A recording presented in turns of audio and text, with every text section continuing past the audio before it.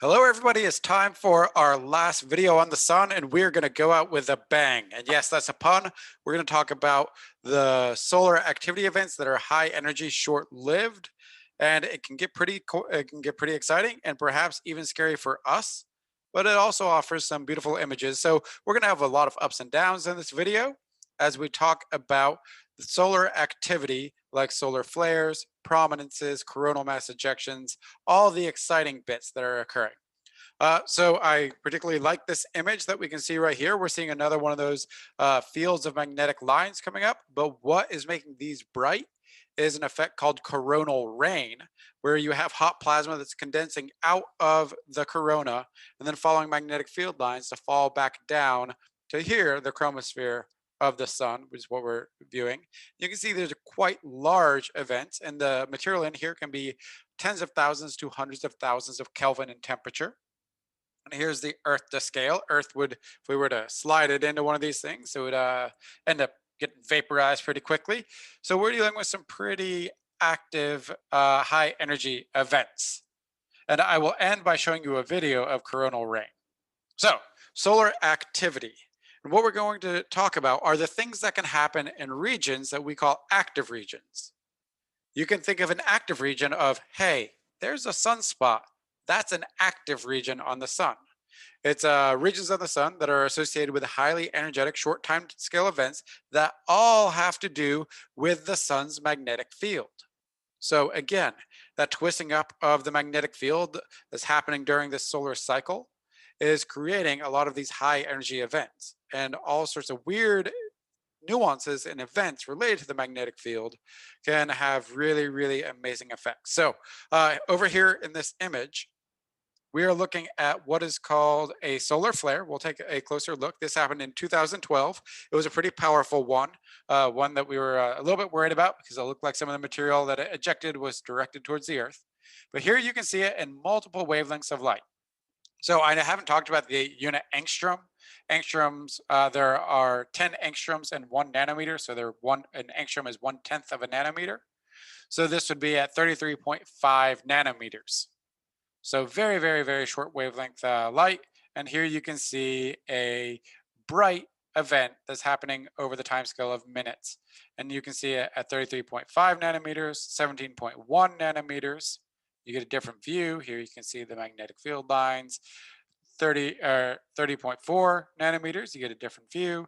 And then this is a magnetogram where you're actually tracking the magnetic field strength of the sun. And hey, look, there is strong both north and south activity. The brighter and the darker are north and south polarities of magnetic fields. All right, so these are clearly associated with the magnetic field, and therefore they're going to be connected to the solar cycle.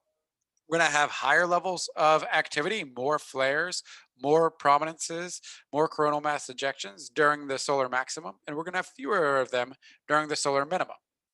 And there are lots of different active regions and events that are associated with active regions, but we're going to talk about three. We're going to talk about prominences, flares, and coronal mass ejections. Let's take them in turns and start with prominences, which viewed separately are filaments. We talked about this earlier when we were talking about the chromosphere because you can see them on the chromosphere. But over here on this image to the right, you can see this big arc of material that looks like a prominence coming off the limb of the sun, the edge of the sun. That is our prominence. So that would be a prominence. That would be a prominence. These would be prominences. And if you were to see these, if you're looking from over here and you were to see this on top of the surface of the sun, they would appear as these dark bands. They would appear as filaments. So prominences are the same things as filaments. It just depends on how you're looking at them. What are they? They are giant loops, or sometimes they're just more sheets of material that are glowing because they're full of hot ionized gas, a plasma. They can extend all the way up into the corona, but they're anchored all the way down in the photosphere with at their base, you're going to find sunspots. So remember that these loops, we call them flux tubes, just a cool name if you want to keep remembering these things, if you find this part exciting. These things can be enormous. So they can be 100,000 kilometers in size, or actually a little bit larger. That's about 10 times the size of the Earth. They can look like really, really cool features. This one was called, this promise was called the phoenix, and it looks like a phoenix is rising out of the chromosphere of the sun there. Uh, and these things are relatively short. They're long for the activity events we're going to talk about. They can last for days to several months. And the temperature of the material in there can be up to 70,000 Kelvin, and it's trapped by these twisted and tangled magnetic field lines. I want to go ahead and show you a very large prominence, and here's the Earth to scale.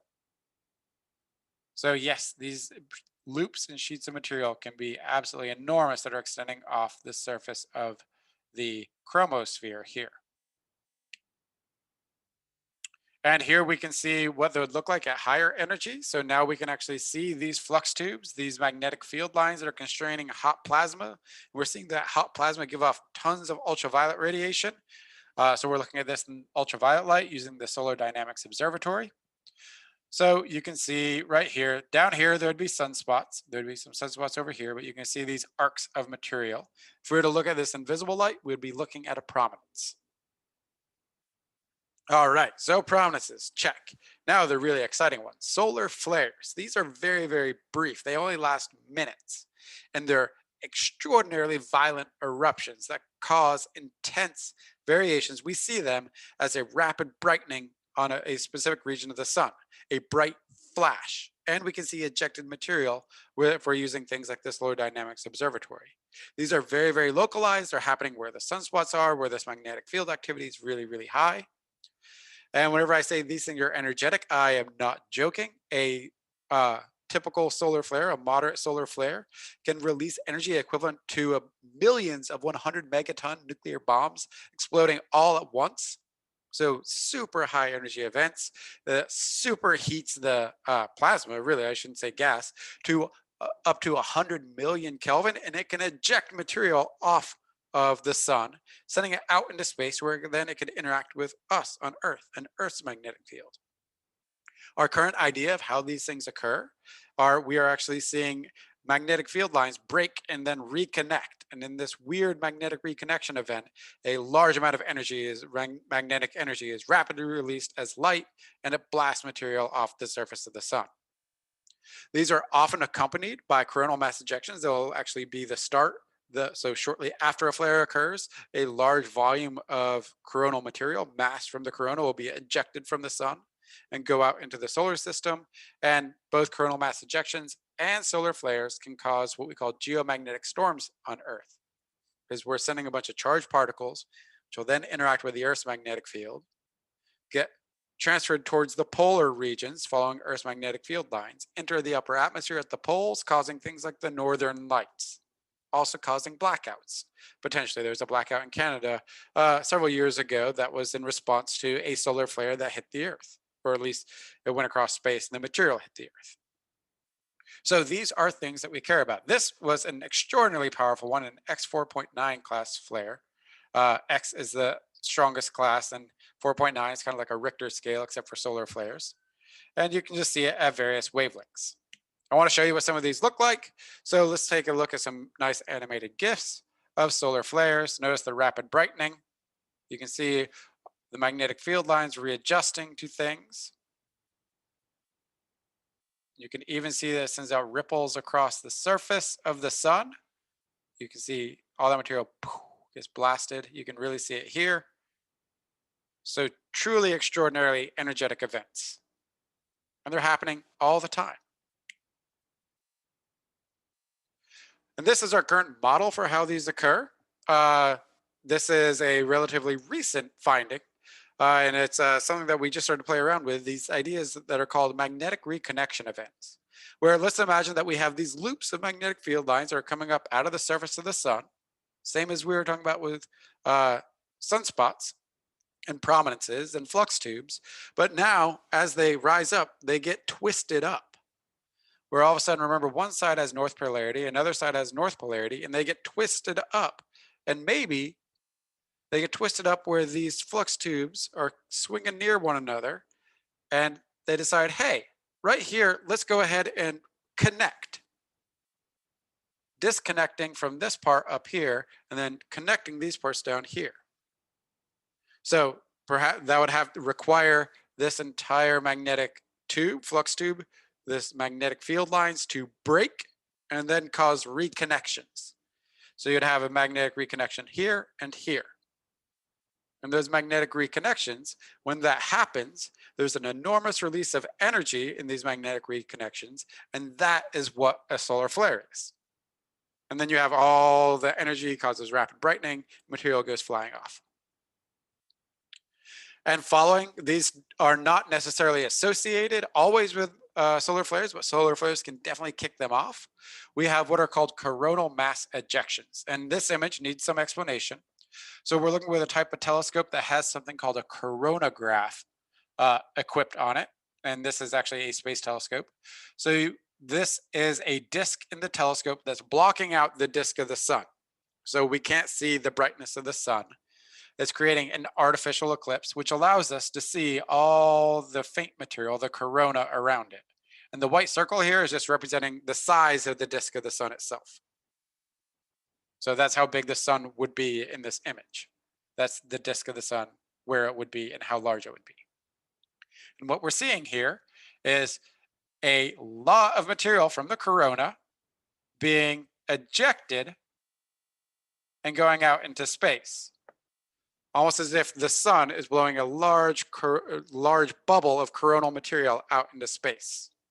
So again, being the magnificent namers that we are, coronal mass ejections describe exactly what's happening. It's a large release of material. It's a large release of mass from the corona that's ejected from the sun. And since these are very, very large ejections of a lot of mass and a lot of ions, charged plasma, they have their own embedded magnetic field. So we're basically blowing these magnetic bubbles of plasma off the surface of the sun, going out into the solar system, which then they can interact with our magnetic field if they hit us and cause some really interesting events like northern lights, magnetic storms. They can cause satellites to fail. Every once in a while, you might read about it'll happen in the news where you'll see, hey, GPS went down for like 30 minutes or so. It's because we got hit by a CME and it affects the GPS satellites, or it can cause blackouts, things like that. So they can have effects here on Earth. You might want to check your space weather. And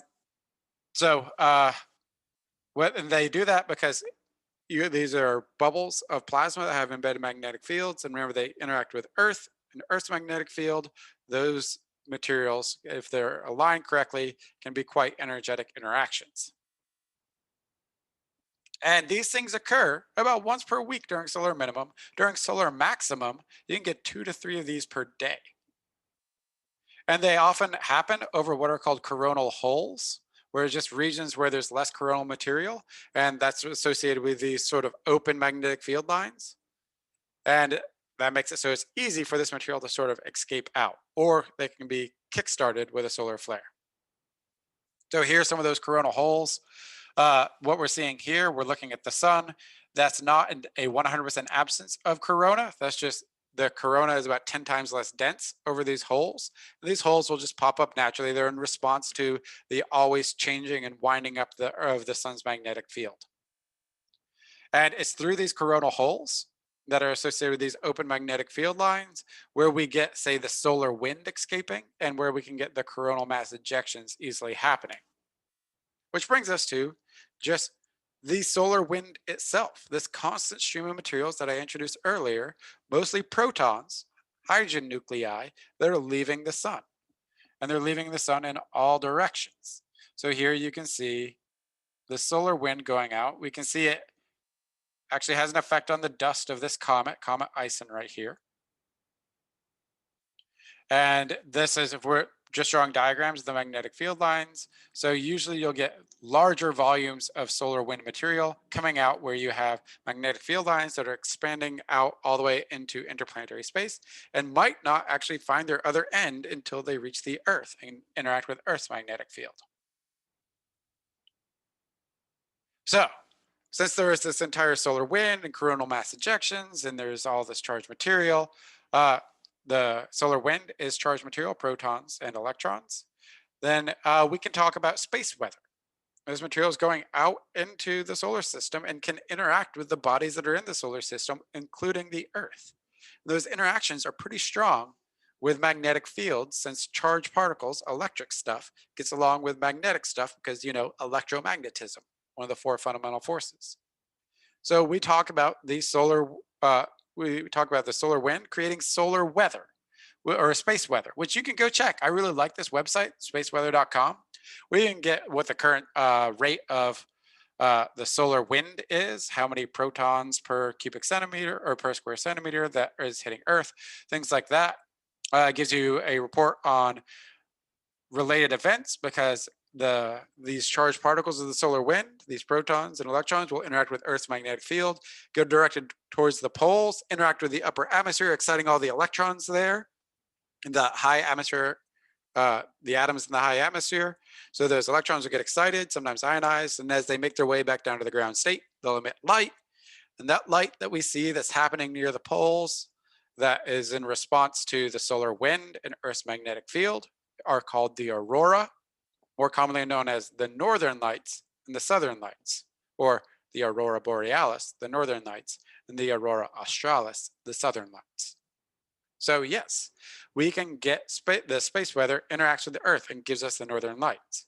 And in events where like flare material or CMEs interact with Earth, we can get really, really intense bursts of solar wind hitting us. And we call those events geomagnetic storms.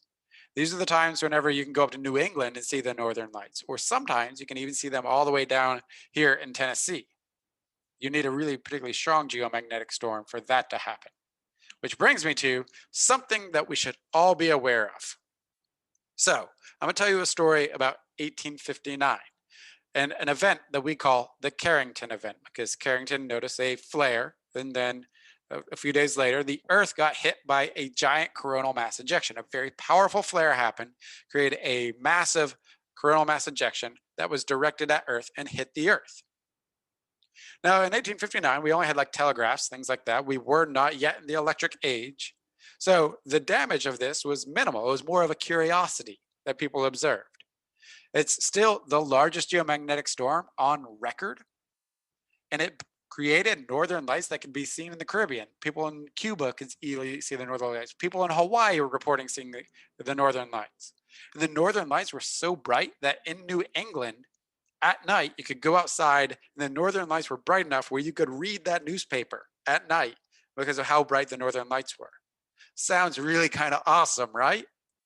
There are only a couple of downsides, like the telegraph system failed, so you couldn't send telegraphs anymore, where you tap out messages and send it over electric wires.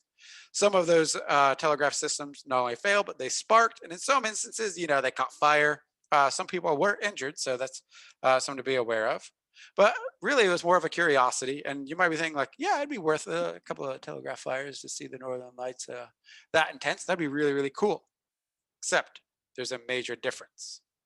We now live in a satellite and a modern age where we use electricity for every part of our lives. So we have to consider what would happen now if we got hit by a Carrington level coronal mass ejection or flare. What would the effect be? And there's only one way to put it: devastating. Absolutely devastating. So if a coronal mass ejection equal to the Carrington event happened today, would likely wipe out all of our satellites. So no more GPS, no more telecommunications, no more banking, since almost everything is done via satellite communication with banking. Bye-bye economy, bye-bye global communications, bye-bye global navigation. Satellites, likely all of them, will be wiped out. They can't take getting hit by such a strong, intense flood of radiation, bombardment of protons and electrons. Even worse is that it would create a surge as all that material goes through Earth's magnetic field lines. It would create a strong current through the Earth itself, which would fry our electrical grid, which is dependent on these enormous transformers that are custom built for pretty much every part of our electrical grid. And those, even if a few of those fails, it'll cause a cascade event. And almost certainly a few of those would fail, causing likely global blackouts. So a blackout for the entire Earth with these transformers completely blown.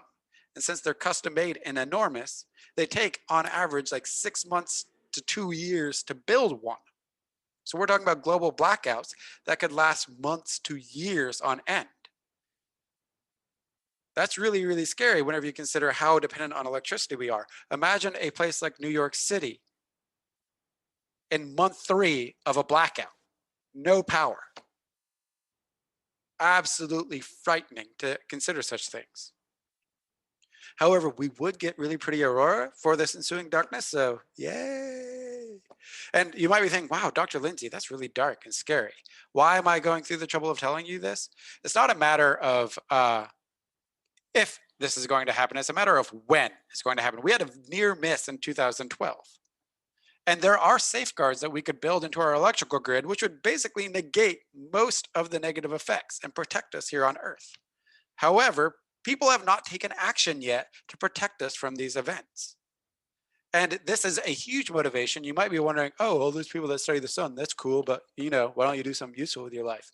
The people that are studying the sun are building predictive models that can tell us when we can expect such things. And if we can know when these are coming and have forewarning, we can mitigate the damage to prevent, like, hey, let's shut off the electrical grid because we're about to get whacked by one of these things. And if the grid is off, you can't overload it. So we protected ourselves. So yes, studying the sun and all of this stuff that we've been talking about is extraordinarily important. Now, that was some doom and gloom. I do want to end. So I want to show you a video of coronal rain. So this is a NASA video. We don't need any of the sound going. And I'll talk a little bit over it, but this is an event called coronal rain. The video is going to introduce it pretty well, associated with a medium-sized solar flare. Just looking at the chromosphere, there's the action going on over the right-hand side. And if you want to go ahead and tune out and log off, this video is just going to be, I'm just going to show this, but it is beautiful to watch this coronal rain. Yes, this is a real movie from real images of the sun.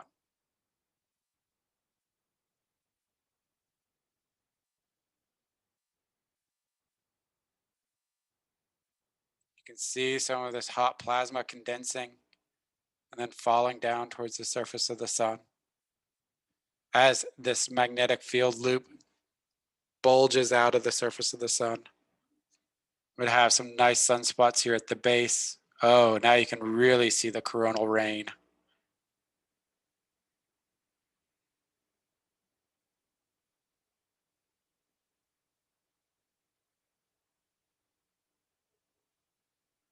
This is what a star looks like up close if you're looking in the ultraviolet or the X-ray. You could even see it in hydrogen alpha. We're seeing the hot plasma condense out of the corona and then fall back down under the surface. So is the sun this nice, calm, ever stable thing in the sky? In large part, yeah. However, if you look in the details, it's a really, really active place. And this is going to be the idea I want you all to carry forward when we think about the stars that we're about to talk about out there in the universe. Every star could be studied in the same level of detail. They'll all have these sorts of events happening on them. They all have this sort of activity. Some are more intense, some are less intense. The balance of how thick the radiative zone is to the convective zone varies. Some stars don't even have a radiation zone, they're fully convective. Some stars are much more active than the sun, some are less active with stronger solar winds, weaker solar winds. All this plays out on the habitability of planets that might exist around them.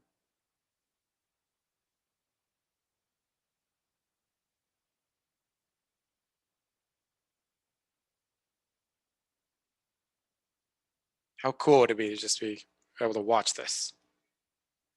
Or I guess so I should say, how hot would it be? All right. So I'm going to go ahead and end the video there. I'll put a link to it in the README for this week. And that ends our material on the sun. I hope you truly enjoyed learning all of this, both the scary bits and the cool bits. And I will see you when we start talking about things outside of our solar system as we go out into the universe and start studying the stars.